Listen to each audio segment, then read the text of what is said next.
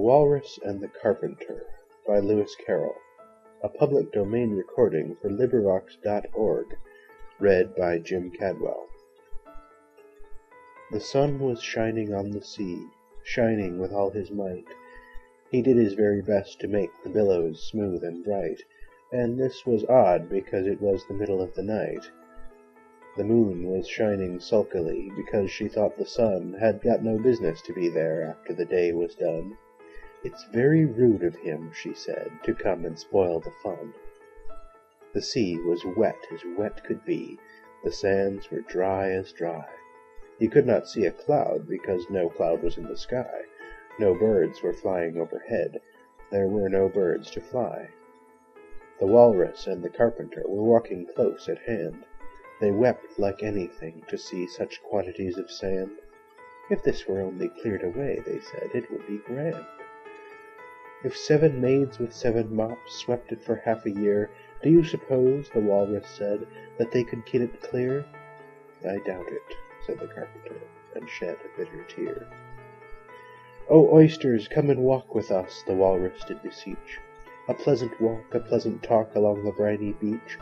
We cannot do with more than 4 to give a hand to each." The eldest oyster looked at him, but never a word he said.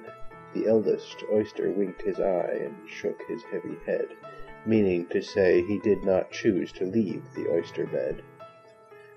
But 4 young oysters hurried up, all eager for the treat.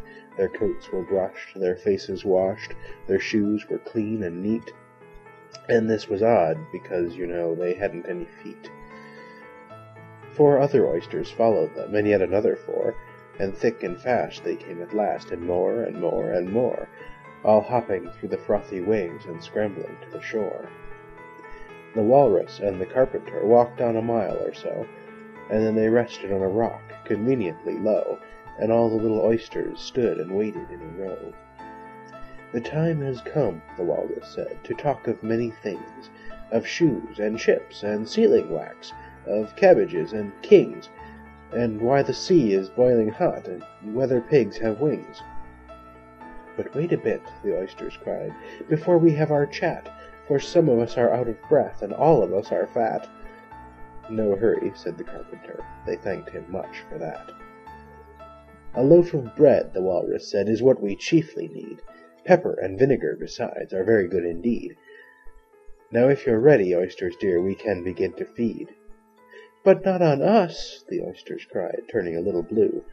"After such kindness, that would be a dismal thing to do." "The night is fine," the Walrus said. "Do you admire the view?" "It was so kind of you to come, and you are very nice." The Carpenter said nothing, but cut us another slice. "I wish you were not quite so deaf, for I've had to ask you twice." "It seems a shame," the Walrus said, "to play them such a trick, after we've brought them out so far and made them trot so quick." The Carpenter said nothing, but the butter's spread too thick. "I weep for you," the Walrus said. "I deeply sympathize." With sobs and tears he sorted out those of the largest size, holding his pocket handkerchief before his streaming eyes. "Oh, oysters," said the Carpenter, "you've had a pleasant run. Shall we be trotting home again?" But answer came there none, and this was scarcely odd, because they'd eaten every one.